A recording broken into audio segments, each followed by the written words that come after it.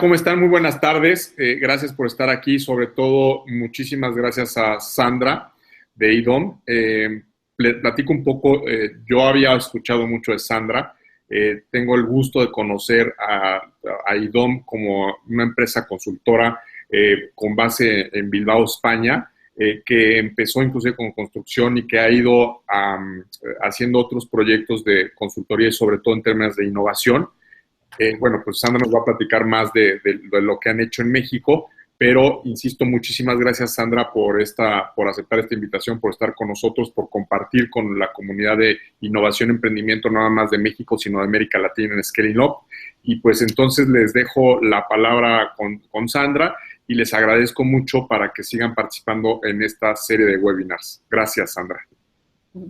Vale, bueno, muchas gracias, Ramón. Buenas tardes a todos.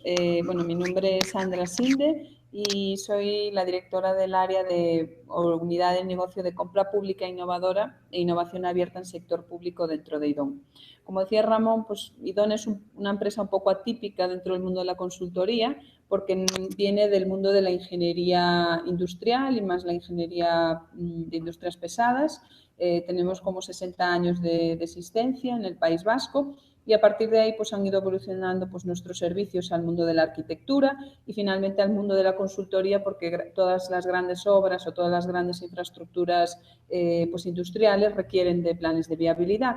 Y después de eso también nos dimos cuenta que para que los planes de viabilidad y para que las empresas actúen, pues hay algo por encima de todo eso que son las políticas públicas. Entonces, el área en la que yo pertenezco es competitividad e innovación y lo que intentamos en esa área es cómo transformamos territorios, cómo transformamos organizaciones públicas, cómo transformamos clústeres o organizaciones empresariales a través de la innovación.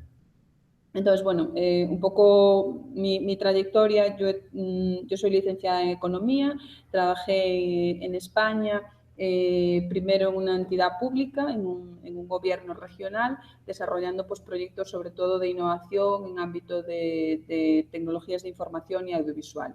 Y ahora pues ya llevo 10 años trabajando en IDOM, sobre todo en proyectos en España, México y Colombia, que tienen que ver con eso, con cambios y transformaciones pues a nivel regional, como agendas de innovación o estrategias de especialización inteligente, temas de cultura de innovación. Ahora estamos con un proyecto Metro de Medellín, que es cómo hacemos que una entidad pública se sume al mundo de la innovación, entonces tratando temas de liderazgo innovador, temas de buscar planes de incentivos acordes para todos los trabajadores que impulsen la innovación, ¿no?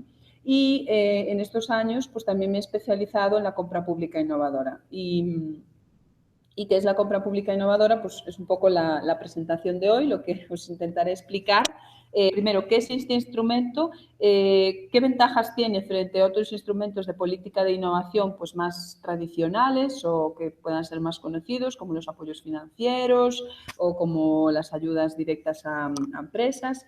Y cuáles han sido un poco las experiencias exitosas a nivel internacional. En algunas de ellas pues he tenido la suerte de participar y México no ha sido ajeno un poco a esta corriente y qué está pasando en México en este ámbito, ¿no? Y en ese sentido, pues como es un instrumento que genera oportunidades tanto para sector público como para sector privado, oferta tecnológica, qué oportunidades y qué retos se abren para las empresas, ¿no?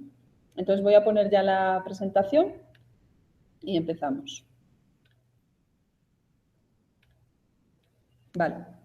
Bueno, pues lo primero, el título de la charla es Compra pública e innovadora, oportunidades y retos para las empresas, enfocada desde el sector empresarial. Y básicamente lo que os dije, vamos a hablar del concepto, de los casos de éxito, de lo que pasa en México y cuáles son oportunidades y retos, ¿no? Entonces, lo primero, ¿qué es la compra pública innovadora? Porque yo ya escucho hablar de compra pública inteligente, compra pública pues ignorante en algunos casos, pero básicamente es un instrumento de política de innovación que está orientado a potenciar el desarrollo de mercados innovadores utilizando las contrataciones públicas. Entonces, lo que busca o lo que han conseguido muchas regiones a través de este instrumento es cómo crear polos de I+D+I en áreas o sectores específicos, utilizando como vehículo las compras de gobierno para desarrollar productos o servicios que no existen en el mercado para el sector público. Entonces, ¿cómo funciona o en qué contexto funciona la compra pública innovadora? Pues funciona en un contexto, quiero decir, el contexto que tenemos abajo, el que está en gris, es el contexto normal de lo que entendemos de un gobierno que aplica políticas de oferta, es decir, un gobierno que da dinero a empresas privadas para que desarrollen proyectos de innovación, que da dinero a universidades para que hayan proyectos colaborativos con empresas, que apoya a emprendedores, pero es un modelo en el que el gobierno inyecta dinero en la oferta tecnológica para que se desarrolle a través de ayudas a proyectos de I+D+I.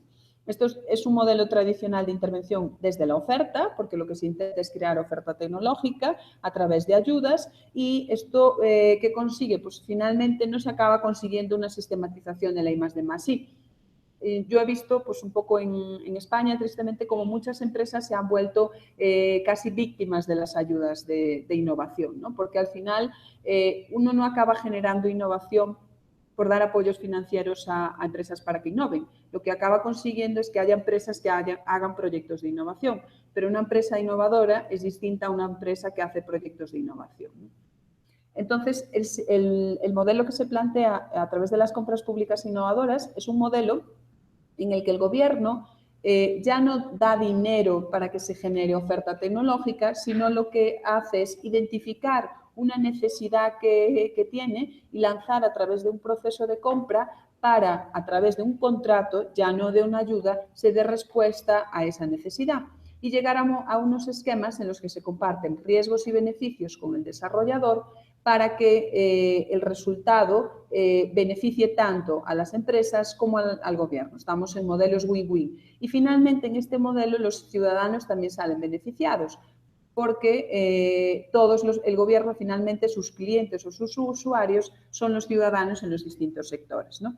Entonces, las características se innova desde la demanda, quien tracciona es la demanda, y se utiliza como mecanismo a los compradores públicos para que promuevan innovación.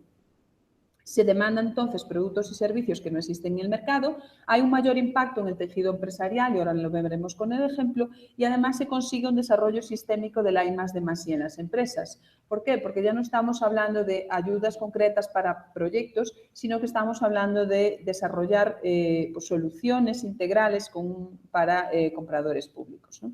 Entonces, aquí un poco por recuperar los beneficios que tiene cada uno de los agentes que participa en este sistema, por el lado del gobierno, que es la demanda, lo que consigue es satisfacer necesidades a largo plazo. Cuando se lancen procesos de compra pública innovadora, no es para comprar lo que está en este momento, es decir, no es la tecnología del ayer, lo que se está pensando es encargar la tecnología del mañana o identificar una área prometedora en una región sobre la que se quiere trabajar. Por ejemplo, en este sentido, nosotros hemos ayudado en el País Vasco al Ente Vasco de Energía a desarrollar una compra innovadora en el ámbito de un convertidor de energía unimotriz, porque en el País Vasco se ha definido que uno de los ámbitos estratégicos es el desarrollo de la energía unimotriz en la región, ¿no? ¿Qué se consigue con eso? Pues el desarrollo de mercados líderes a nivel regional. Es decir, si yo identifico que quiero ser puntero en este sector, voy a utilizar al comprador público, en lugar de estar destinando más dinero a innovación a través de ayudas, voy a hacer que ese comprador público que tiene presupuesto ya asignado para comprar lo que sería su actividad ordinaria, te traiga un poco de ese presupuesto para apoyar temas de innovación, ¿no?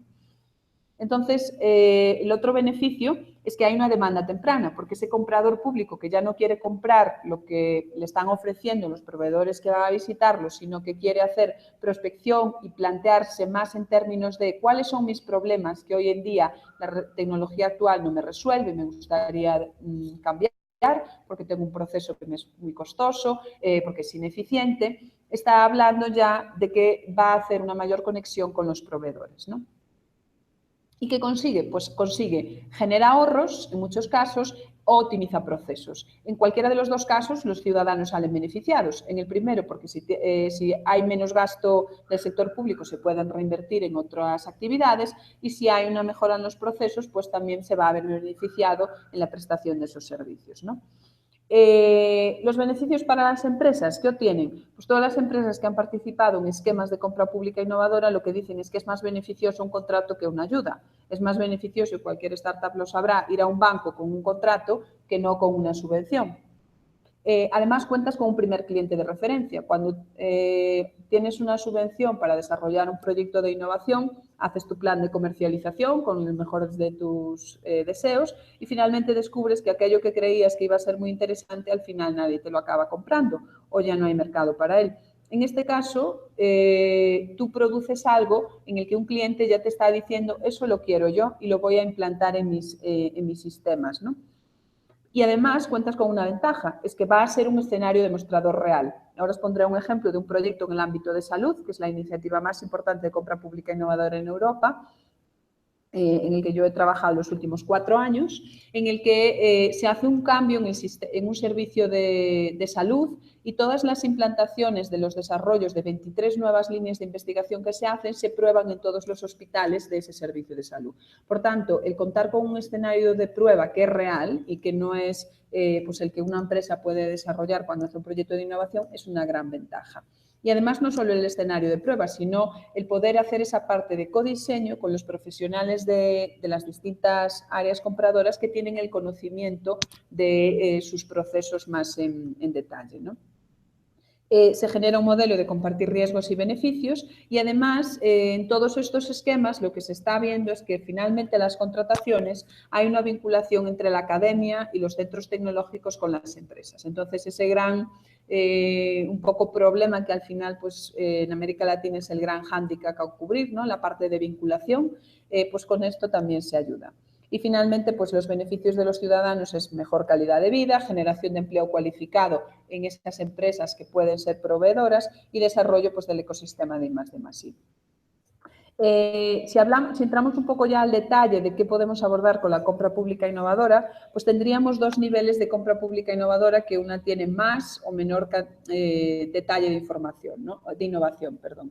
Por un lado tendríamos la compra pública de tecnología innovadora, en la que se está comprando un bien o un servicio que no existe en ese momento en el mercado, pero que podría desarrollarse por adaptación de otras tecnologías de otro sector o un poco por una escalabilidad, ¿no? En cambio, cuando hablamos de compra pública precomercial, estamos hablando de la contratación de servicios de I+D en la que no existe claramente una visión clara del resultado de esa compra. Puede ser un prototipo, pero es un prototipo que no va a ser comercializable y que además implica el desarrollo de actividades de I+D para llegar a ese prototipo, ¿no? Y un poco lo que vemos aquí es que realmente la compra pública innovadora en cualquiera de los 2 niveles nos está ayudando a cubrir la fase del valle de la muerte que es tan sufrida para todas las empresas, porque nos ayuda en esa fase ya más cercana a la comercialización, ¿no? La fase de demostración y la producción a pequeña escala. Para que las administraciones públicas o un comprador lance un reto de compra pública innovadora o un programa, ¿qué tienen que tener esos retos? ¿No? Porque igual también hay proyectos más de innovación abierta o programas de retos, pero que difieren un poco de esto, ¿no? Entonces, cuando hablamos de retos de compra pública innovadora o lo que podría ser el objeto de un contrato de este tipo de compras, tiene que haber por sí mismo, por lo que digo, un grado de novedad que el producto no exista en el mercado, porque si existe en el mercado lo que haría es una compra tradicional para incorporar ese producto y ya. Tiene que requerir actividades de I+D+I y ahí cuanta más I+D estaríamos más hacia la precomercial, cuanta más I pequeña estaríamos más a la de tecnología innovadora. Se busca que la solución sea escalable. ¿Por qué? Porque lo que buscamos aquí es generar demanda agregada. A la empresa que participa en este tipo de compras no es tanto lo que gana con esa primera compra, sino lo que gana con la escalabilidad de ese producto a otros clientes en el mismo sector en otros países o a otras administraciones públicas en el mismo país. Tiene que haber codesarrollo, es decir, tiene que haber una participación conjunta en el desarrollo de las soluciones en las que se requiera pues del conocimiento y de los procesos por parte del comprador. Y por último, las soluciones van a facilitar la internacionalización. ¿Por qué? Porque nos movemos en un esquema en los que los derechos de propiedad industrial en este tipo de contratos se ceden totalmente o parcialmente a las empresas desarrolladoras. Por tanto, estas empresas tienen la capacidad de internacionalizarlos, venderlos en otros países y a medio largo plazo se acaba mejorando la balanza tecnológica del país. Esto es un tema que la primera vez que vas a una entidad pública lo comentas, lo primero que dicen es, no, es que la ley de adquisiciones de mi país dice que todo lo que se desarrolla para la administración es de la administración.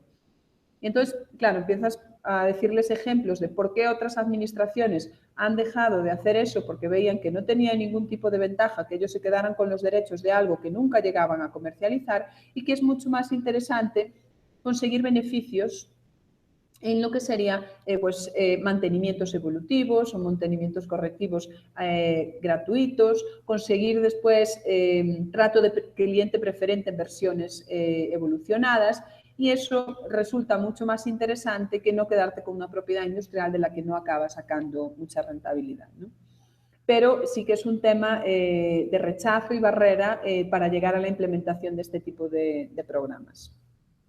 Entonces, casos de éxito, porque, digamos, es algo, ya, aunque sea realmente un instrumento a implantar, hay un tema de cambio cultural en cuanto a la forma de hacer las compras. No estamos hablando de hacer una compra tradicional, estamos hablando de que los compradores públicos tienen que volverse, pues, lo que se llama clientes inteligentes. Tienen que hacer una perspectiva tecnológica, tienen que plantearse e identificar cuáles son sus problemáticas, no plantearse qué es lo que quieren comprar, sino definir todo siempre en términos funcionales. Y eso supone un cambio porque supone crear cultura de innovación dentro de las administraciones públicas. Y bueno, es algo que a mí me apasiona, es en lo que llevo trabajando pues, los últimos, creo que 6 años, y lo que uno se da cuenta es que es muy difícil implantar esta herramienta en administraciones o entidades públicas que no tienen esa concepción de innovación, ¿no?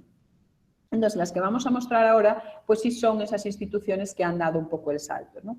El primer ejemplo, bueno, aquí hay lo primero que traía separado los casos de éxito es aquellos que son programas o estrategias a nivel de país, es decir, que tienen que ver más con diseño de política pública, y después ya programas que tienen que ver con la ejecución del desarrollo de un proyecto de compra pública innovadora, ¿no? Entonces, a nivel internacional, pues destaca Estados Unidos. Estados Unidos lleva desarrollando políticas de compra pública innovadora desde los años 60. De hecho, se dice que toda la industria de semiconductores americana se ha desarrollado a través de este tipo de incentivos y de apuesta por parte del gobierno.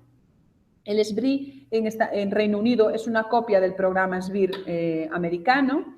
La agencia finlandesa TEKES también tiene un programa en el que financia a las entidades públicas que quieren hacer este tipo de compras, dándoles dinero para que hagan las compras. Y esto es un modelo totalmente distinto. Es decir, lo que hago es que con el dinero que tengo para innovación, ya no se lo doy a las empresas para que desarrollen innovación, sino que se lo doy a los compradores públicos para que traccionen a las empresas. Porque es más fácil que traccionen a las empresas con un efecto más pool de demanda que no dárselo a las empresas para que hagan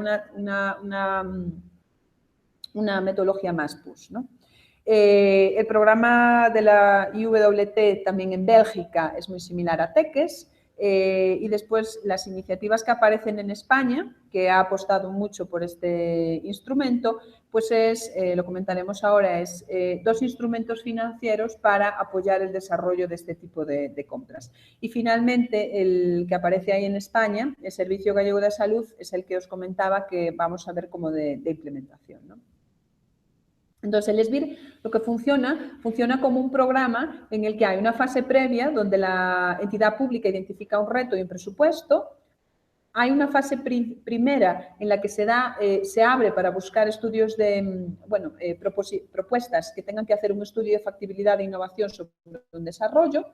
Se les da una financiación que va de 50.000 euros y 6 meses de ejecución. Terminada esa fase, se evalúan los prototipos que son más y se selecciona una empresa que es la que ya desarrolla el prototipo final con más presupuesto y más dinero, ¿no? Y finalmente, pues ya cuando la solución se ha desarrollado ese prototipo, pues la compra y la escalabilidad ya la financia la entidad compradora. Pero ese momento de la fase 1 y la fase 2 existen fondos de política pública para financiar estas actuaciones, ¿no?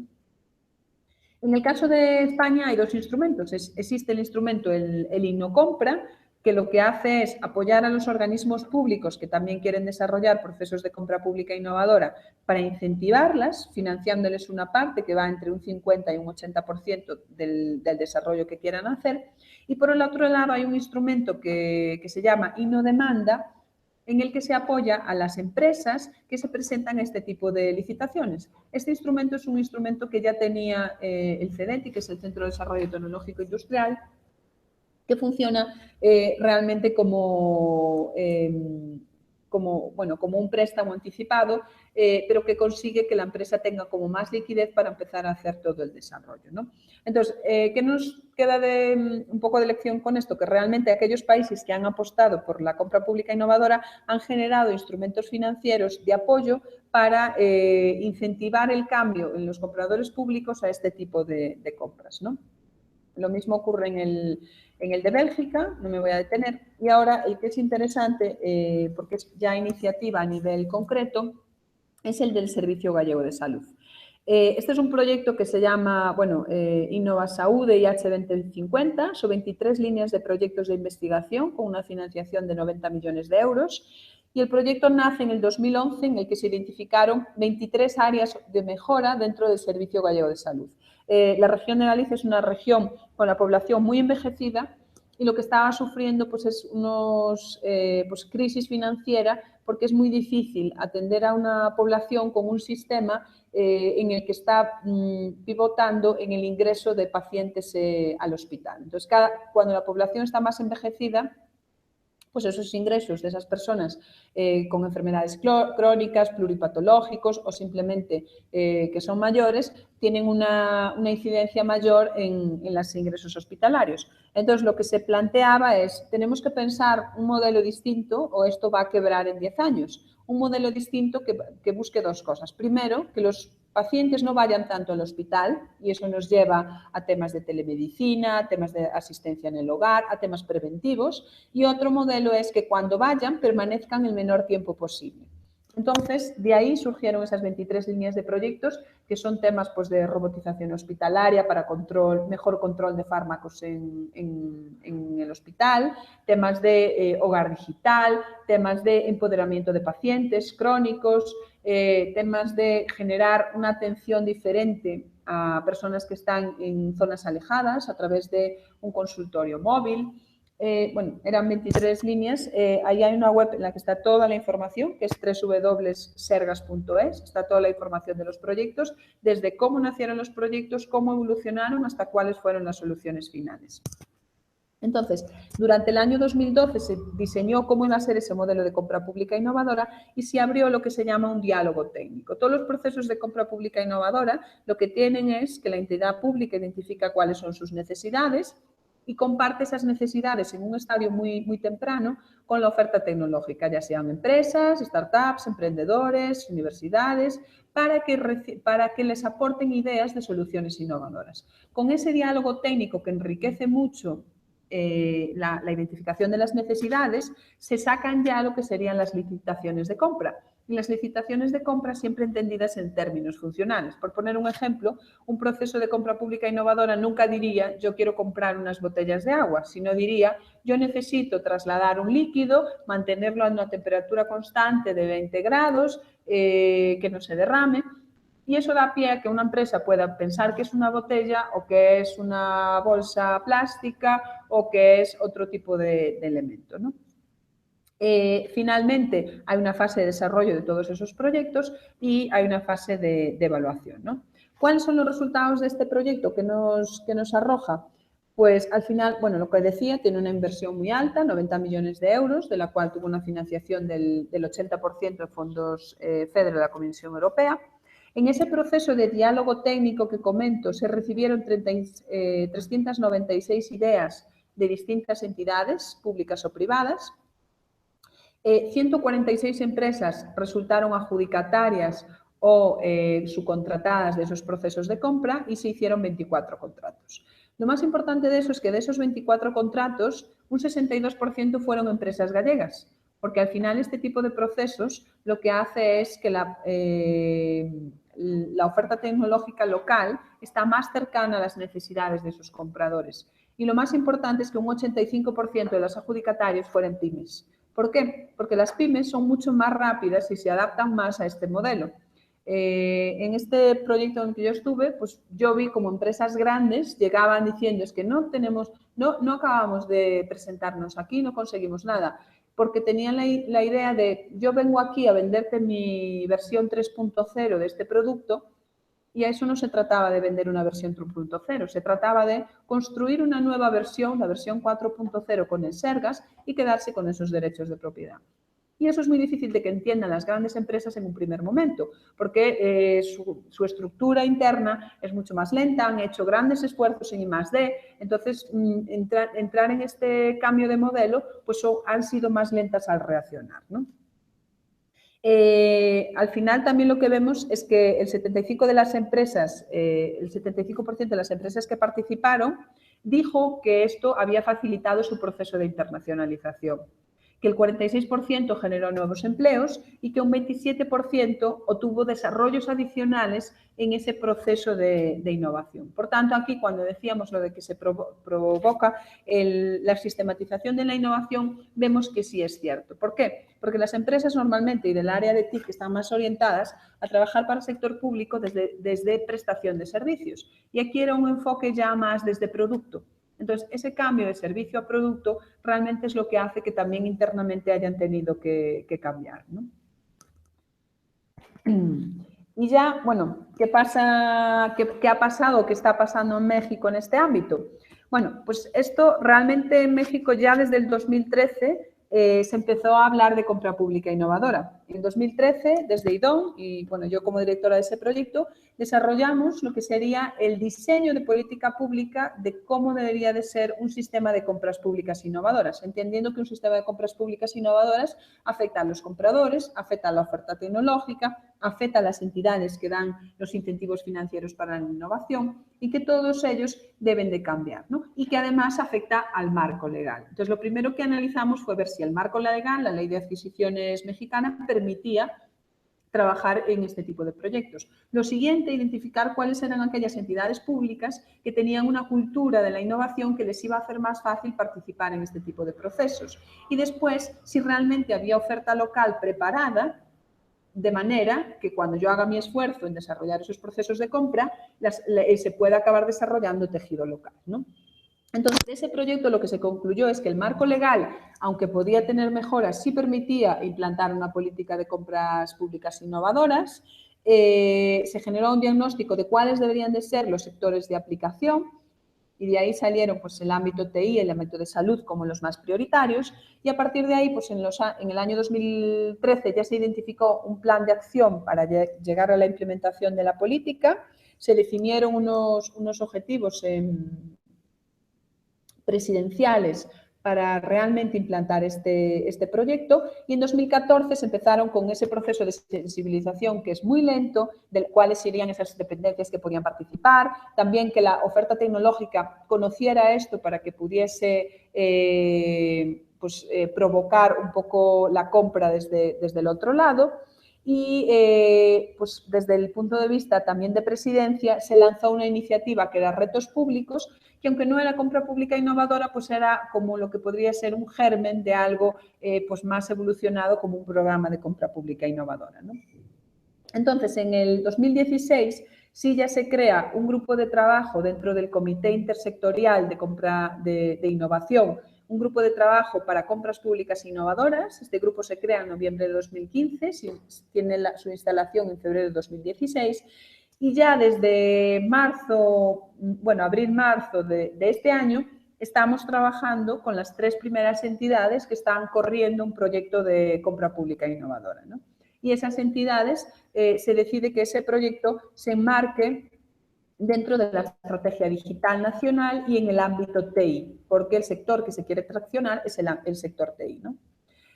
Bueno, esto es el proyecto del 2013, planteaba 3 grandes ejes estratégicos para la política de compras públicas innovadoras: el fomento de la I+D+I empresarial, el generar esa demanda pública innovadora o esos clientes inteligentes, y el fortalecimiento y vinculación de la cuádruple hélice, ¿no? De implementación, estamos en el corto plazo en proponer y desarrollar los primeros proyectos piloto que sirvan de ejemplo, y la idea es hacer un escalamiento de este ejercicio a todas las entidades compradoras y a nivel de todo el país, ¿no? Entonces, el proyecto en el que estamos ahora, como decía, son los 3 proyectos piloto en el ámbito de TI que demuestren, primero, que sí se puede hacer, que el marco legal permite desarrollar este tipo de compras, hacer un proceso de tutorización y de adopción de cambio de cultura hacia la innovación en esas entidades que participen en este proceso, y generar los primeros casos de éxito. Las 3 entidades que están participando, después de un proceso de selección en base a esas capacidades y adopción de innovación, es la Secretaría de Economía, Profeco, la Procuraduría Federal, y Semarnat. Entonces, con esas 3 entidades, la idea es de aquí al mes de marzo, que está la finalización del proyecto, se está trabajando, ya se han identificado los retos en cada una de las entidades, y ahora se va a hacer el proceso ya de lanzamiento del diálogo técnico para que se reciban esas ideas por parte de todos vosotros de la oferta tecnológica, ¿no? Esto es un poco el proceso, que es así un poco engorroso visto, pero básicamente lo que decíamos, estamos en esa fase en la que se ha creado en la fase 1, se han identificado las necesidades, ahora se va a consultar al mercado, los proponentes podrán presentar esas ideas innovadoras, se generará ese espacio de diálogo técnico y ya se arrancará con la fase contractual, ¿no? Que es un proceso ya más de contratación pública, pero con esas peculiaridades, ¿no? Sobre todo de la propiedad industrial y del análisis en términos funcionales. Y por último, bueno, ¿qué oportunidades o qué retos se abren para las empresas? Bueno, pues el principal reto es que también supone que las empresas tengan que hacer un cambio cultural para participar en estos procesos de innovación abierta y codiseño. Hay que volverse un poco generoso en el hecho de ¿por qué voy a participar en un proceso de diálogo dando ideas si eso no me da ninguna ventaja en una etapa contractual? Bueno, en el caso que ponía del Servicio Gallego de Salud, los datos dicen que el 85% de las empresas o entidades que presentaron ideas en la fase de diálogo resultaron adjudicatarias. Entonces, la pregunta no debería ser tanto ¿qué gano yo por presentar una idea?, sino ¿qué tanto pierdo por dejarla en el cajón y no compartirla? Entonces, la innovación abierta sugiere o requiere que al final haya que ser abierto en todos los sentidos. Quiero decir, las administraciones se abren mostrando sus necesidades, pero las empresas también tienen que ser abiertas compartiendo sus ideas, ¿no? ¿Y por qué? Porque detrás de eso se abre una gran oportunidad, que es la poder llegar a desarrollar esos productos o servicios para el comprador público. El siguiente reto pues, es el que comentábamos de la vinculación con el sector académico, que muchas veces, a veces es forzada, ¿no? Pues, muchos programas de ayuda, lo sabréis, se instalan ya programas de ayuda en que obligatoriamente en las bases se dice que tiene que ir una entidad de investigación con una empresa. Entonces, casi se acaba forzando esa vinculación. En este caso, no hay una vinculación forzada, pero sí lo que se ve es que se generan alianzas estables desde el sector académico para responder a retos en el futuro, ¿no? Entonces, esa es una gran oportunidad que no viene de haber impuesto algo. La siguiente es que hay que atacar ahí una gran barrera, y es entender que el sector público puede ser un socio. Es decir, sobre todo además cuando estamos pues, no del todo tranquilos con los procesos de contratación, con la transparencia en estos procesos, nos cuesta desde el sector privado nos genera poca confianza el sector público. Y más cuando lo tenemos que ver como socio, porque en un proceso de compra pública innovadora nada funciona si no es basado en la confianza. Entonces, por otro lado, la oportunidad que sale de ahí es la de compartir riesgos y beneficios en esos proyectos de I+D+I que se generan a través de las compras. hay otro gran reto, que es el poder, desde la oferta, acabar forzando procesos de compra pública innovadora, con una estrategia que tiene que ver más con localizar esos clientes pioneros, es decir, cuáles son esos compradores públicos que estarían abiertos a recibir esas ideas innovadoras y poder actuar, pues lo que se llama de forma proactiva en el ciclo virtuoso de la CPI, es decir, una compra puede surgir porque un comprador identifica sistemáticamente necesidades de mejora o puede surgir a través de lo que se llaman las ofertas no solicitadas, que es donde un proveedor le está identificando dónde tiene sus áreas de mejora, ¿no? Entonces, superado ese gran reto, se nos abre la oportunidad de poder provocar desde el lado de la oferta esas grandes compras, ¿no? Entonces, con esto, bueno, espero no haberme extendido mucho, creo que he cumplido más o menos el tiempo y la idea ahora sería ya más que hubiese preguntas, porque, bueno, hay una gran premisa que es que nada duda, nada sabe. Entonces, o es que no interesa o es que no ha quedado claro. Bueno, antes que nada, la verdad es que te puedo decir que yo aposté por ese tema cuando estuve en la Secretaría de Economía. Una instrucción de mi subsecretaria de Lorenza Martínez, que hoy está en Banco de México, fue precisamente empezar con este tema. Otro gran amigo, David Lam, que está en la comisión, lo impulsó desde la compra pública y la política pública de compra pública para pymes.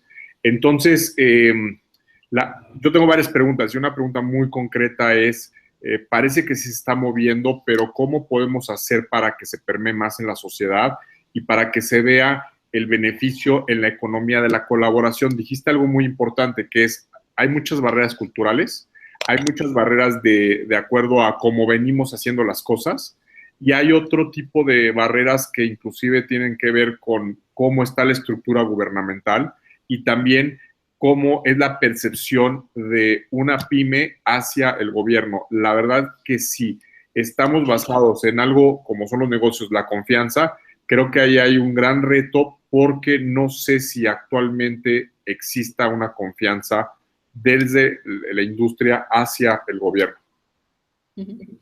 Sí, a ver, dices cuál es un poco el kit de la cuestión ahí. Realmente es un tema de sensibilización y capacitación.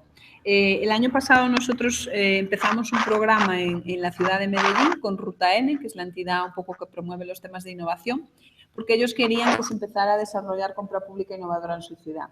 Y lo primero que nos dijeron es, nosotros tenemos claro que todo el mundo tiene que saber de qué se trata esto. Entonces hicimos un programa de sensibilización masivo de más de 1000 personas a pymes, a empresarios, a empresas más grandes, a compradores públicos, toda la alcaldía, porque realmente es un tema que hay que abordarlo desde que todos tienen que tener el conocimiento para que pueda permear. Si no, pues uno acaba yendo a un sitio, yendo a otro, acaba predicando casi en el desierto. Entonces, realmente ese tipo de actuaciones en las que intentas generar ese conocimiento a todos los niveles es muy interesante, ¿no? De hecho, bueno, ahora en la ciudad van a empezar un programa que es un programa de gestión de innovación en sector público.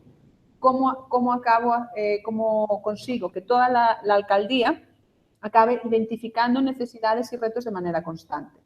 Entonces, realmente aquí eso queda mucho por sensibilizar y de cambiar culturalmente paradigmas y personas. Y eso es lento, porque no es tan fácil como compro este software, lo instalo y ya está, sino es un proceso de acompañamiento, sensibilización, y por eso también funciona muy bien los temas de los proyectos pilotos, de demostrar que otros lo hacen y después crear el efecto bola de nieve que se mantiene sobre la premisa de que los humanos somos envidiosos por naturaleza. Entonces realmente acabas consiguiendo un efecto bola de nieve cuando has visto que el de al lado lo ha hecho y le ha ido bien. Entonces con eso ya puedes generar cada vez más que vaya la bola siendo más grande. Claro, sí, definitivamente. Ahora, en cuanto a la industria, porque hablamos del gobierno y esto es pues una política pública, ¿qué tendría que ser la industria o qué puedes exhortar a las cámaras empresariales a que se sumen a la iniciativa, a que los inviten a dar conferencias? ¿Qué es lo que te gustaría que pasara desde la industria?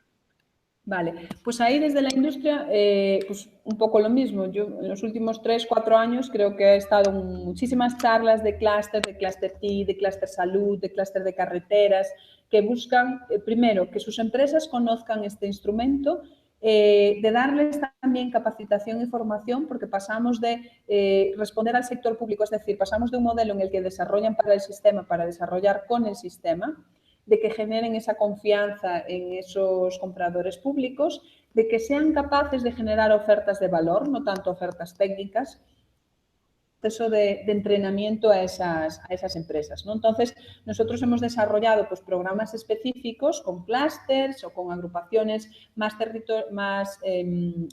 territoriales, no por sector, para capacitarlas en esta nueva herramienta e identificarles las oportunidades. Claro, oye, hace mucho sentido lo que está pasando, que es que lo puedan sectorizar, ¿no? Como el tema del sector salud o como el piloto para IT. Pero me preguntan ahorita sobre, y que hay una gran oportunidad para el tema de energía. O sea, imaginemos algunas pymes o startups o empresas de base tecnológica de nueva creación que nazcan con esta idea y de alguna manera, con esta política pública que les ayuden a brincar el Valle de la Muerte y que puedan de alguna manera volverse proveedores de Pemex. ¿Cómo ven ahí el sector de energía? Sí, a ver, de hecho, antes me olvidé cuando decía los sectores que estaban más prometedores para CPI en México, era salud, TIC y energía. Sí que energía ahora no se planteó continuar un poco por la situación de Pemex y todo el cambio jurídico que iba a costar más llevarlo a la práctica, pero sí indudablemente para el desarrollo de todo lo que podría contribuir a la parte de desarrollo de oferta tecnológica, está claro que el sector energía es claro en México. Buenísimo. Y un poco, si yo soy una startup que está en TICS, ¿cómo puedo entrar a estos retos o cómo me puedo involucrar en términos de, insisto, de generar más la cultura de compra pública innovadora? Vale, pues mira, a nivel de, por ejemplo, todos los retos que están ahora lanzados en Colombia, con los que llevamos 2 años trabajando, se han publicado ahora 2 retos por parte del Metro de Medellín y una empresa privada también en el portal de Ruta N en compras innovadoras. Tiene un programa específico. En España, también a través del Mineco hay acceso a toda esa información y la Comisión Europea también financia este tipo de proyectos. Y en México, yo creo que en el mes de octubre ya estaremos lanzando a través de la Secretaría de Economía y se hará acompañado de un evento de lanzamiento y de difusión a toda la comunidad tecnológica de México, los primeros proyectos piloto que, como decía, son de la propia Secretaría de Economía, Profeco y Semarnat. Buenísimo, pues nos gustaría estar pendientes del tema. Nosotros en la plataforma estamos también promoviendo el evento de Epicentro en Jalisco, en donde va a ser los primeros días de noviembre, y es un evento inclusive que se hace a nivel de toda la ciudad, en mismo Guadalajara, y en donde hay conciertos rock, pero a la vez también hay pláticas de innovación y de emprendimiento, un poco para democratizar todo el tema hacia, pues, obviamente, hacia un enfoque más de impacto social en 3 sectores: en salud, en sustentabilidad y en agroindustria. Y bueno, pues eso va a ser en principios de noviembre y vamos a tener una gran participación a nivel internacional. Este es el 3er año. Scaling Up está haciendo una feria virtual de emprendimiento en donde vamos a promover estos emprendimientos en toda América Latina. Nos encantaría estar en contacto con ustedes para ayudarles a promover dentro de nuestra plataforma esta iniciativa. Perfecto.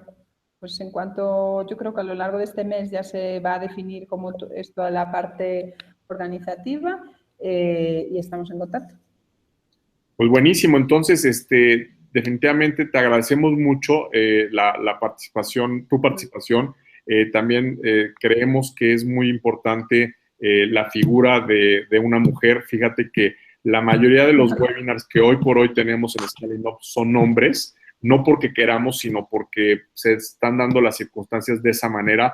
Falta también un tema de impulso al género en términos de negocios, en términos de empoderamiento, y nos da mucho gusto que Sandra estés atrás de este proyecto y que sabemos que para México y para la industria y para el mismo gobierno nos va a beneficiar. Entonces, en lo que podamos apoyar desde el sector privado, desde Scaling Up o desde Innovare, mi empresa, pues con mucho gusto.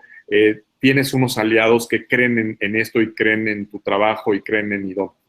Vale, pues encantada. Yo sí, eso, llevo como ya muchos años peregrinando en cambiar las entidades públicas, entonces ya lo de cambiar que aquí haya más mujeres no me va a costar nada. Buenísimo. Bueno, pues muchas gracias y sigan participando en Scaling Up y en la serie de webinars que tenemos.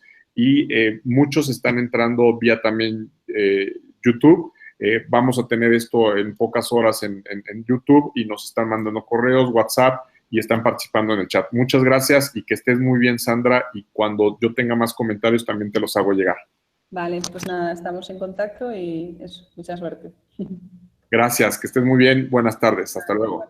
Chao.